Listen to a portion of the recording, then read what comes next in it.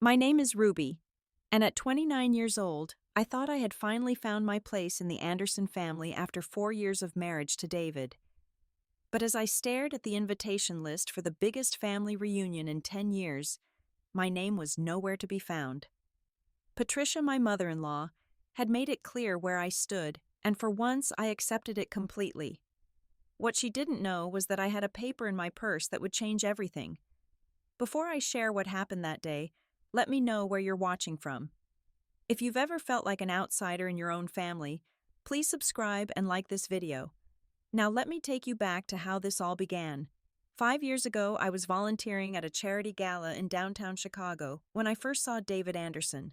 He was bidding on silent auction items, his warm laugh carrying across the ballroom. As a public school teacher, I was there representing our literacy program, feeling slightly out of place among the designer gowns and expensive jewelry. David approached my booth, genuinely interested in our work with underprivileged students. We talked for 2 hours that night, missing half the event. Our first real date was coffee at a small cafe near Millennium Park. David showed up in jeans and a sweater, nothing like the tuxedoed man from the gala. He told me about his work as an architect designing sustainable buildings that could change communities. I shared my passion for teaching how every child deserved a chance regardless of their zip code. We walked along Lake Michigan for hours talking about everything from favorite books to childhood dreams. 3 months into dating, David wanted me to meet his mother. Patricia Anderson lived in a sprawling estate in Winnetka, the kind of place I'd only seen in magazines. David warned me she could be particular about things, but assured me she'd love me as much as he did. We arrived at an upscale French restaurant downtown where Patricia had made reservations. She was already seated wearing a cream-colored suit that probably cost more than my monthly rent, her blonde hair perfectly styled. The moment Patricia's eyes swept over my simple black dress and modest pearl earrings, I felt her assessment. Throughout dinner, she asked pointed questions about my family. My father worked construction, my mother was a nurse. We lived in a suburban ranch house, nothing fancy, but filled with love. Patricia's smile tightened with each answer. When I mentioned my teaching salary, she actually winced. David squeezed my hand under the table when his mother commented on how noble it was that some people chose service over success. She mentioned David's ex-girlfriend Claire 3 times during that meal, how Claire's father owned an investment firm, how Claire spoke fluent French, how Claire understood the demands of David's social obligations. I smiled through it all, determined to prove I belonged.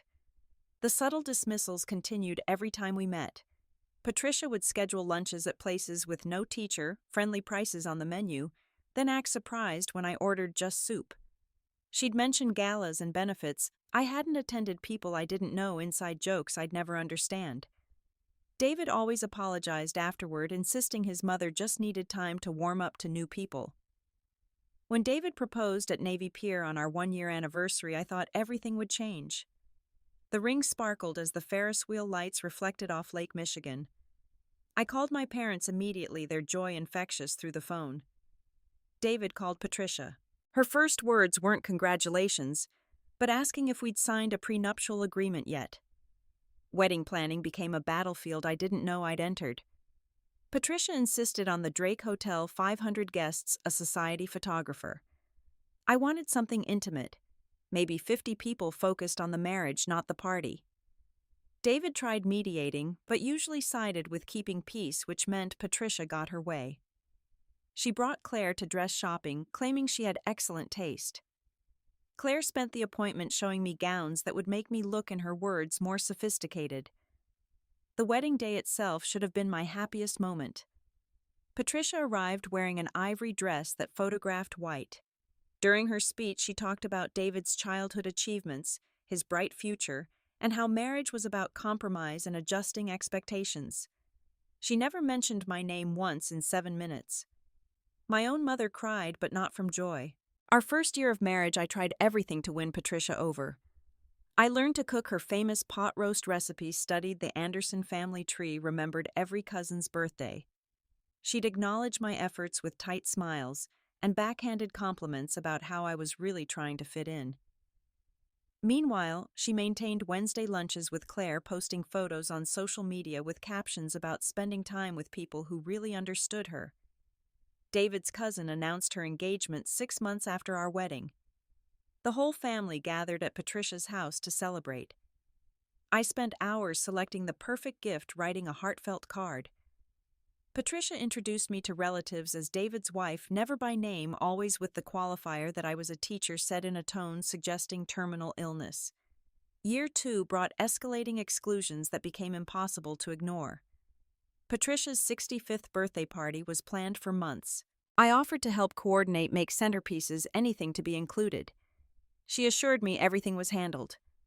I found out about the actual party through Instagram, Claire's post showing a room full of Andersons toasting Patricia. David claimed he thought I knew that surely his mother had told me. The hurt in my chest felt physical. Then came David's cousin's wedding in Napa Valley. David received his invitation addressed to him and guest. Mine supposedly got lost in the mail, according to Patricia. She graciously offered to let me attend as David's +1, as if I wasn't his wife. At the wedding, the seating chart had David at the family table. I was placed with distant business associates near the kitchen doors. The Christmas shopping tradition stung particularly deep. Every Anderson woman gathered the day after Thanksgiving for their annual Michigan Avenue spree, followed by lunch at the Peninsula Hotel. Patricia informed me that sadly the reservation was already set and couldn't be changed. Photos later showed an empty chair at their table. Claire was there, though, bags from Nordstrom and Saks surrounding her feet. I finally confronted David after finding out about another family dinner I wasn't invited to. He sat on our couch, running his hands through his hair, explaining how his mother was set in her ways. She didn't mean anything by it. I was being too sensitive. Claire had been around longer, understood the dynamics better. Maybe if I tried harder to connect with his mother's interests. His deflections hurt worse than Patricia's direct cuts.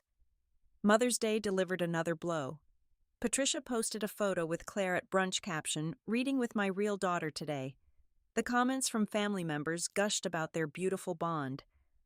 When I asked David why we weren't invited, he said his mother wanted a quiet day. Quiet with 40 people at the country club. My parents visited that summer, driving up from Indiana for a long weekend. Patricia suddenly had urgent travel plans that exact time frame. Before leaving, she called David to remind him about maintaining property standards while entertaining. My mother, the sweetest woman alive, asked if she'd done something to offend Mrs. Anderson. I had no honest answer that wouldn't break her heart. The family group chat situation became almost comical, if it wasn't so cruel. Patricia would add me when she needed something, usually RSVPs for events I wasn't actually welcome at, or requests to pick up dry cleaning when David was busy. Once I responded or completed the task, I'd be removed within hours. The notification of being removed became a familiar sting. David received a massive promotion that fall, making partner at his firm. Patricia threw a celebration dinner, crediting his success to connections from Claire's father. She actually stood up during her toast to thank Claire personally for introducing David to the right people. I sat there invisible. Despite the nights I'd stayed up helping David prepare presentations, the meals I'd brought to his office during deadline crunches, the encouragement through every setback. My 28th birthday fell on a Saturday. Patricia scheduled a mandatory family meeting about estate planning that same evening. When I suggested moving it, she sighed about some people not understanding priorities. David attended the meeting. I celebrated with teacher friends who at least remembered my name. The pregnancy happened unexpectedly that winter. David and I hadn't planned it, but seeing those 2 lines filled me with impossible joy. We decided to tell Patricia in person, hoping grandchild news might finally thaw her freeze. She stared at my still flat stomach, like I'd told her I had something contagious. Her only comment was asking about genetic testing, whether teaching positions had adequate maternity leave, how this would affect David's career trajectory. Losing the baby at 10 weeks shattered something inside me. The doctor said these things happen, nothing I did wrong, nature's way. Patricia's response when David told her was that maybe it was for the best. We weren't really ready, better to focus on David's career for now. She mentioned almost offhandedly that Claire had excellent birthing hips and came from fertile stock. David said she was processing grief differently. I started seeing a therapist. Dr. Martinez helped me recognize patterns I'd been too deep inside to see. The exclusions weren't accidents or oversights. This was systematic emotional abuse designed to break me down, make me leave, or accept my designated place as an outsider. She asked why David allowed it. I didn't have an answer that didn't make me question everything about my marriage. The only bright spot was Emma, David's younger sister. She'd moved back from Portland that year, immediately seeing through Patricia's manipulations. Emma started inviting me to separate lunches, real conversations where I could drop my guard. She told me Patricia had done similar things to her college boyfriend, ultimately driving him away. The difference was, Emma had been 19 then, not married, not legally family. Easter dinner brought the announcement that changed everything. Patricia stood at the head of her massive dining table, crystal glasses catching chandelier light, to announce the Anderson family reunion. The patriarch, David's grandfather, would turn 90 in July. This would be the largest gathering in a decade, bringing together 150 family members from across the country. Patricia's eyes sparkled with excitement as she detailed her vision for the perfect celebration at the North Shore Country Club. She began assigning roles with military precision. David would coordinate transportation for elderly relatives. His brother James would handle the photo displays showcasing family history. Cousins received assignments for decorations, music guest books. Emma was tasked with creating a video montage of grandfather's life. Every person at that table received a responsibility, their importance to the celebration acknowledged. Every person except me. I sat between David and Emma, my presence apparently invisible to Patricia, as she outlined the planning committees. When Emma asked what I'd be handling, Patricia paused, her perfectly lipsticked mouth curving into that familiar dismissive smile. Ruby understands this is for immediate family to plan. She can certainly help with addressing envelopes if needed. The table fell silent. David studied his plate. Emma's hand found mine under the table, squeezing hard. The planning committee met weekly at Patricia's house. I wasn't invited, but heard about every detail from Emma's frustrated texts. Patricia had chosen gold and cream as the colors selected a menu featuring grandfather's favorites. Hired the orchestra that played at her own wedding 40 years ago. When I offered to create table centerpieces, having learned floristry, to impress Patricia, she responded through David that everything creative was already assigned. I discovered the group emails accidentally when David left his laptop open. Dozens of messages discussing venues, catering, photography, none including me. The email chain was even titled, Anderson Blood Family Reunion Planning. My name appeared once in a message from Emma, asking why I wasn't included. Patricia's response simply stated that not everyone needed to be involved in every detail. The invitation design meeting happened at Patricia's country club. I knew because David came home with ink samples on his fingers. When I asked about them, he mumbled about helping choose fonts. Later, Emma sent me photos of the gorgeous gold-embossed invitations. The Anderson family crest dominated the design, with Latin words meaning family above all else. The irony wasn't lost on me. Patricia called me directly 1 week, a rare occurrence that immediately put me on edge. She needed someone to compile addresses from David's side of the family. Not to select who was invited, she clarified, just to gather contact information. I spent 3 days creating a comprehensive spreadsheet, including notes about dietary restrictions and accessibility needs I'd remembered from various events. Patricia thanked me by having David tell me the information was helpful. During a rare dinner at Patricia's house, I overheard her on the phone with David's aunt from Boston. She was explaining that I preferred to stay in the background, wasn't comfortable with large family gatherings, came from a different social situation that made these events challenging for me. All lies delivered in a tone of false concern. When I confronted her, she gasped about eavesdropping being terribly rude. The catering tasting should have included both David and me. Patricia scheduled it during a weekday when she knew I had parent-teacher conferences. She brought Claire instead, introducing her to the catering manager as her daughter-in-law. Emma heard about it from the country club staff and immediately called me, her rage matching my hurt. David's excuse was that someone needed to make decisions and I was busy with work. I began documenting everything after that.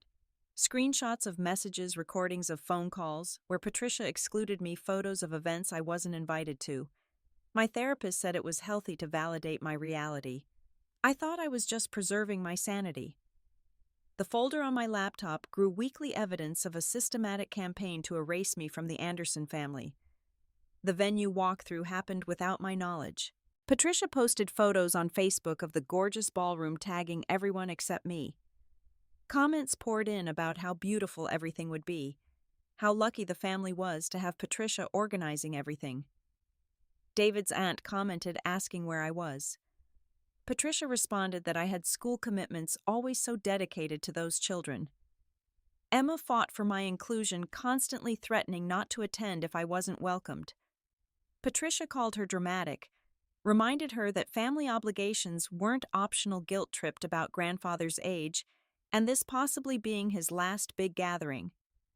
Emma would leave these conversations in tears, apologizing to me for not being able to change anything. I told her just having an ally meant everything. 3 weeks before the reunion, Patricia hosted a preview party for local family members. David mentioned it casually that morning, already dressed in his blazer, assuming I knew I wasn't expected. The casualness of my exclusion had become so normalized, he didn't even recognize the cruelty anymore.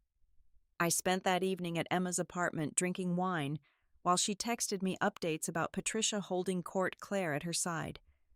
2 weeks before the reunion, I stood at our mailbox, sorting through bills and advertisements, still hoping to see the distinctive gold envelope Emma had shown me. David's invitation had arrived weeks ago, addressed to him and guest, like he was single. Each day without my own invitation confirmed what I already knew but kept hoping wasn't true. Patricia called on a Tuesday morning while I was preparing lesson plans for summer school. Her voice carried that false sweetness that always preceded something awful. "Ruby, we need to have a conversation about the reunion. It's important we're all on the same page." She suggested meeting at her house that afternoon. I agreed, already knowing this would be the final exclusion. The drive to Winnetka felt longer than usual. I'd dressed carefully in the navy dress Patricia once said was almost appropriate. My hands stayed steady on the steering wheel, my mind remarkably calm.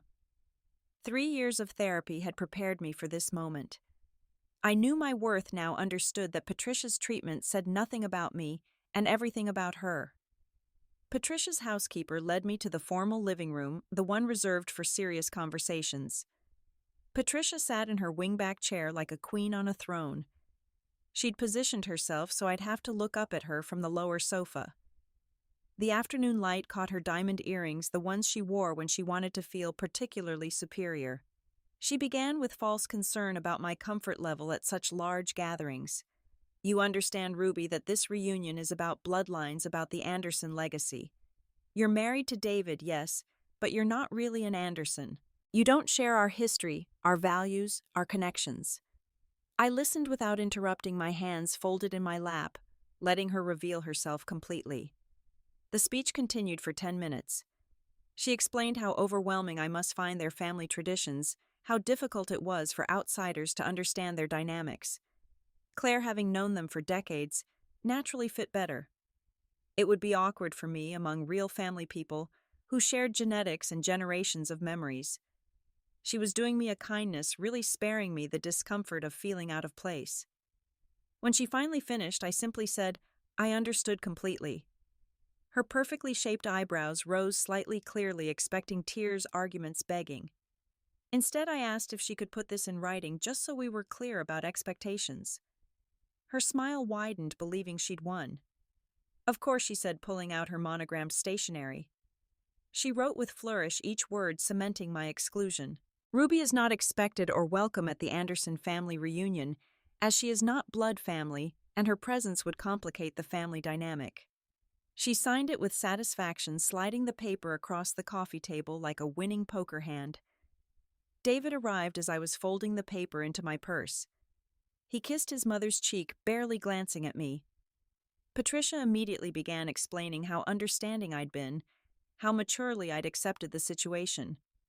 David nodded along, adding that it was just one event, I shouldn't be dramatic about it. His casual dismissal of my exclusion from his family's biggest gathering in a decade felt like the final betrayal. The drive home was silent. David scrolled through his phone while I navigated traffic, both of us pretending this was normal. At home, he immediately started discussing reunion logistics, who he'd sit with, what he'd wear, never once acknowledging the cruelty of discussing an event I was banned from attending. I made dinner quietly, my mind already working through next steps. Emma called within an hour, having heard from David about my acceptance.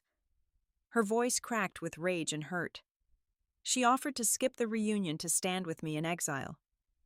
I told her no, that I needed her there for what would come next. When she asked what I meant, I simply said she'd understand soon enough. That night I lay beside David as he slept peacefully, storing up details of our bedroom, our life, this marriage I'd fought so hard to save. His face looked younger in sleep, reminding me of the man who'd approached my booth at the charity gala, genuinely interested in helping children. I wondered when that man had disappeared, or if he'd ever really existed outside my desperate hope. The next morning I met with Jordan Martinez, the divorce attorney Emma had secretly recommended. I brought my documentation folder, Patricia's written exclusion, and a strange sense of relief. Jordan reviewed everything with professional fury, pointing out legal implications Patricia clearly hadn't considered. The prenup David insisted I sign actually protected me in cases of family interference causing marital breakdown. We discussed timing strategy, the impact of public revelation versus private negotiation. Jordan's eyes lit up when I mentioned the reunion, seeing the poetic justice of the moment. We spent 3 hours crafting the perfect approach, ensuring maximum protection for me while delivering appropriate consequences for those who'd wronged me. I also shared something I'd discovered months ago but never revealed. Patricia's perfect marriage had included a year-long affair with her tennis instructor 20 years prior. David's father forgave her privately, but the family never knew. I had emails she'd sent to friends accidentally forwarded to me when she meant to send them to Claire. Jordan whistled low, understanding the leverage. The next week passed in surreal normalcy. I taught my summer classes, had lunch with Emma, attended David's colleagues' barbecue where Patricia pointedly ignored me. No one suspected the bomb I was preparing to detonate. David even commented that I seemed more at peace lately, accepting my place better. The irony almost made me laugh. I filed for divorce the morning of the reunion, the papers officially submitted before David even woke up. My lawyer had everything prepared, including temporary orders for asset division and spousal support based on the prenup clause about family interference. The court clerk date stamped them at 8:30 a.m., making everything official before the reunion's noon start time. The morning of the reunion dawned perfectly clear, the July sun already warming the air by 7 a.m. David whistled in the shower, excited about seeing relatives he hadn't connected with in years. He'd laid out his suit the night before, the charcoal gray one I'd helped him pick for our anniversary dinner he'd forgotten to attend. I made his coffee exactly how he liked it. 2 sugars, splash of cream, watching him drink it at our kitchen island one last time. He mentioned logistics while scrolling through emails. His mother needed him there early to help with setup, greeting elderly relatives, ensuring everything ran smoothly. He'd be gone all day, probably late into the evening. Did I have plans to keep myself occupied? The casualness of leaving me behind for 12 hours while he celebrated family felt perfectly symbolic of our entire marriage. I kissed him goodbye at the door, tasting coffee and indifference on his lips. He didn't notice I was already dressed, my navy blue dress hidden under my bathrobe. He didn't see my purse already packed with documents. He simply left, assuming I'd spend the day alone like so many others, accepting my exclusion without complaint. The drive to North Shore Country Club took 40 minutes. I'd timed it perfectly to arrive during cocktail hour when guards would be busy with valet parking and wouldn't scrutinize late arrivals. My wedding ring caught sunlight as I gripped the steering wheel, this small diamond David had apologized for promising to upgrade when his career advanced. Patricia had sniffed when she first saw it, mentioning Claire's family had connections at Tiffany's. The parking lot overflowed with luxury cars, each one representing an Anderson who belonged here, while I didn't. I parked my Honda between a Mercedes and a BMW, checking my reflection in the mirror. My dress was perfect professional, but not trying too hard. My grandmother's pearl necklace, the one Patricia said, looked costume-rested against my collarbone. I looked exactly like what I was, a woman who knew her worth. Security at the entrance tried to stop me checking his list for my name. I showed him my driver's license, still reading Ruby Anderson, and our marriage certificate I'd brought for this exact purpose. He looked confused, but waved me through, probably assuming a clerical error rather than deliberate exclusion.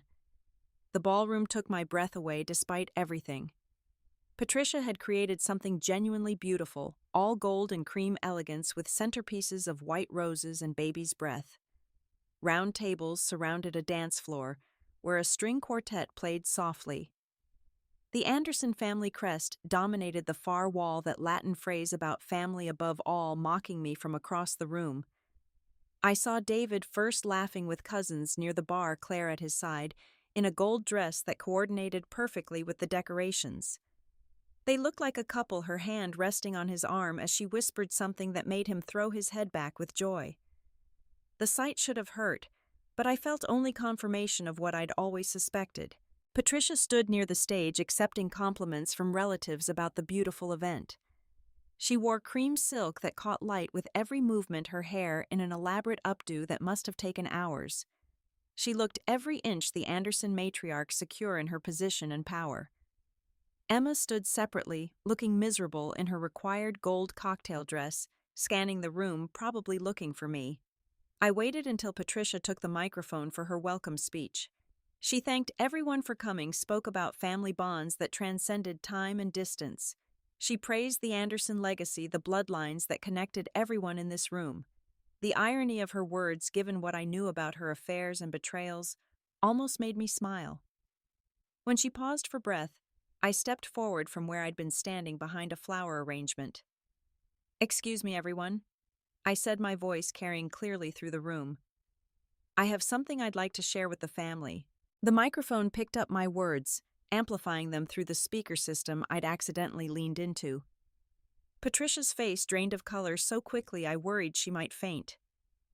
David's mouth fell open, his drink frozen halfway to his lips. Emma's face lit up with understanding and what looked like pride. The room fell silent, 150 people turning to stare at the woman who wasn't supposed to be there. I pulled the paper from my purse with steady hands. Since I've been told I'm not really part of this family, I thought everyone should know I'm making it official. I unfolded the divorce papers first, holding them up, so those closest could see the official court stamp. I filed for divorce this morning, citing irreconcilable differences caused by systematic family interference in our marriage. The gasps rippled through the room like waves. Patricia stepped toward me, but stopped when I pulled out her handwritten note. "I'd like to read something Patricia wrote for me, explaining why I wasn't invited today." My voice stayed calm, almost conversational, as I read her words about bloodlines, about real family, about my inherent inability to be a true Anderson.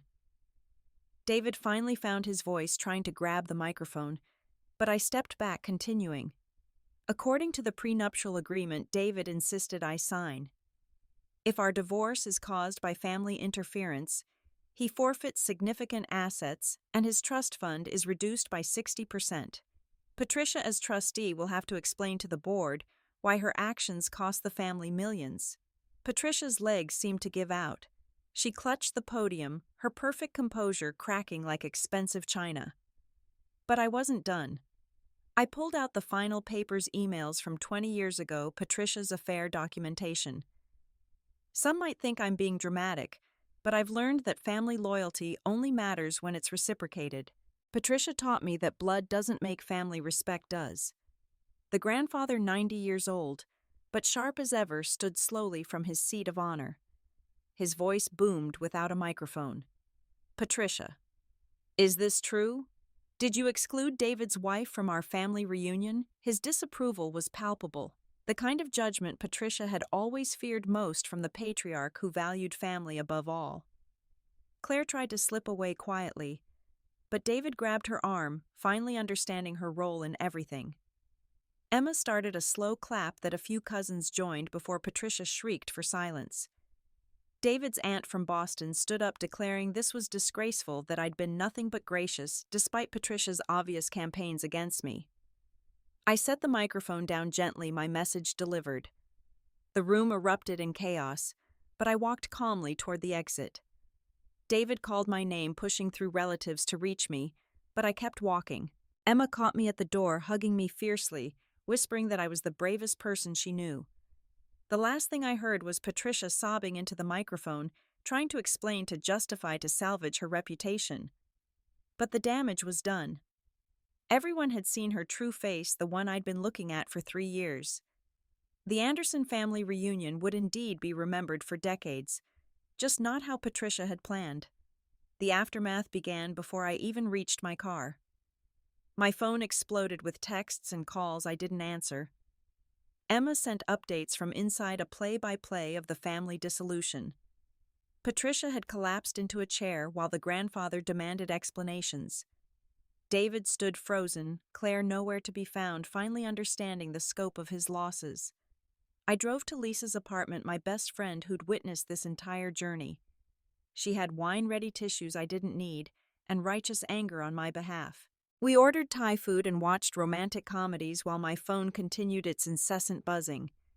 The only call I answered was from Jordan, my lawyer, confirming the papers had been properly served at the country club, adding public humiliation to legal precision. David appeared at Lisa's door around midnight, his designer suit, wrinkled eyes, red-rimmed. He begged to talk, just 5 minutes, please. Lisa threatened to call the police, but I agreed to hear him out. We stood in the hallway, fluorescent lights highlighting every line of exhaustion on his face. He cried, actually cried, saying he never realized what his mother had been doing. He thought I was overreacting, being too sensitive, not trying hard enough. The scales had fallen from his eyes when he saw Claire wearing the bracelet he'd bought for our anniversary, when his mother admitted she'd been grooming Claire to replace me all along. His apologies fell like rain on concrete, absorbed, but ultimately meaningless. I told him it was too late. 3 years too late. A miscarriage too late. 1,000 small cruelties too late. He'd chosen his mother over his wife every single time, and now he could have her all to himself. When he dropped to his knees in that dingy hallway begging for another chance, I felt only pity. This man had never known me at all if he thought I'd accept this performance of remorse. The separation agreement was generous, more than I legally deserved, but far less than what David would lose from his trust fund. I asked only for what I'd brought into the marriage, plus reasonable support while I finished my master's degree. Patricia tried to contest it, hiring expensive lawyers, but the prenup was ironclad, and her own words had damned her. Emma became my constant support, choosing me over her birth family with fierce loyalty. She told me Patricia spent days calling relatives trying to spin the narrative, but everyone had witnessed the truth. The grandfather had been particularly disgusted, threatening to restructure his entire will if Patricia didn't acknowledge her wrongdoing.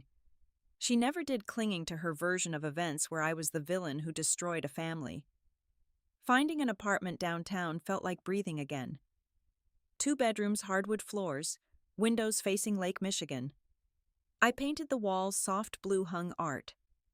I'd chosen myself, created a space where no one could make me feel unwelcome. The teacher community rallied around me with casual dinners, weekend brunches, reminders that I'd always belonged with them.